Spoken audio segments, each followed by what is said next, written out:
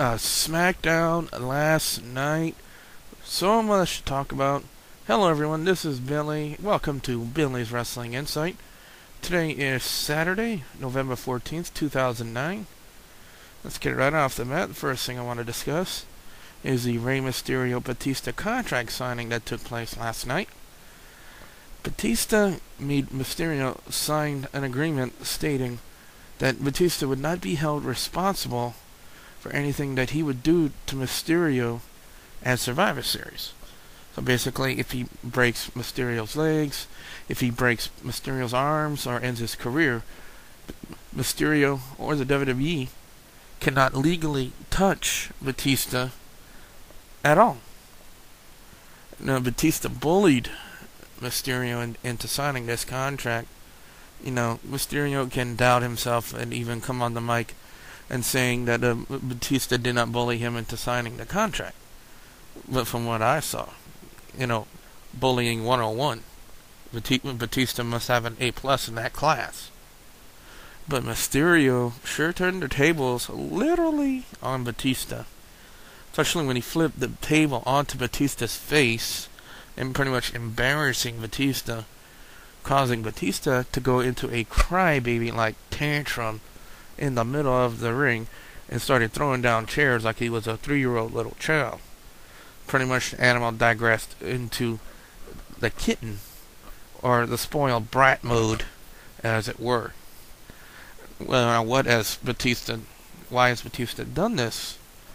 Why has he thought that Rey Mysterio has betrayed him? Well, if you think back to bragging rights, the Fatal 4-Way, Batista hit the Batista bomb on The Undertaker, and he was covering him. And who breaks up the count but Rey Mysterio? But you have to think about this too, folks. The World Heavyweight title was on the line. Mysterio wanted to be champion too. That's the only reason I could think of, and Batista pretty much snaps after that match and tries to end Mysterio's career. Well, Mysterio last week also had stated that come Survivor Series, we're going to see a side of him that we've never seen. And, that's got me concerned a little bit, because back a man into a corner, you never know what it will do. Another match that caught my attention last night on SmackDown was the John Morrison-Dolph Ziggler Intercontinental title match. Now, the first thing I like to say is, how many times is Dolph Ziggler going to get a shot at the Intercontinental title this year? I mean, as what I can remember, he had 3 chances against Rey Mysterio when he was champion, and he failed every time. And now I know he's failed once against John Morrison, and last night neither of them could get the job done, as both of them took a horrible crash off the top rope to the outside. And from what I saw on slow motion instant replay, Dolph Ziggler's head smacked the mat, the floor mat, which doesn't provide very much cushion on the way down. And from what I saw, he may have a concussion, or he might have been knocked out or something, but the match ended in a double countout, which the fans last night really didn't like very much, because they wanted to see an ending to that match. One thing I also would like to state is, how did John Morrison all of a sudden become so popular? I mean, on ECW, and when he was tag team champions with The Miz, man, everybody hated his guts. And then the whole draft took place. Miz went to Raw, and he's still the same douche he is today. Then Morrison went to SmackDown, and all of a sudden, he's rising to fame and popularity. I mean, don't get me wrong, I mean, he's cool now, but I just don't understand it. Another thing I want to discuss is Mickie James' problems as of late with Michelle McCool and Layla. Now, from what I understand, Michelle McCool may be the women's champion on SmackDown, but from what I see, I can see the little green eye of jealousy on Michelle McCool's part. They don't want Mickie James on SmackDown. They know how good Mickie James is, and they don't want anything to do with her. So they're doing everything they can to give her hell. And from what I understood last night, they cut up her clothes. Now, I'll keep my own thoughts about that to myself, folks, but you can draw your own conclusion from there. One of the coolest main events in SmackDown history took place last night. For the first time ever, Undertaker took on Chris Jericho in a non-title match. But it was the first ever meeting between these two.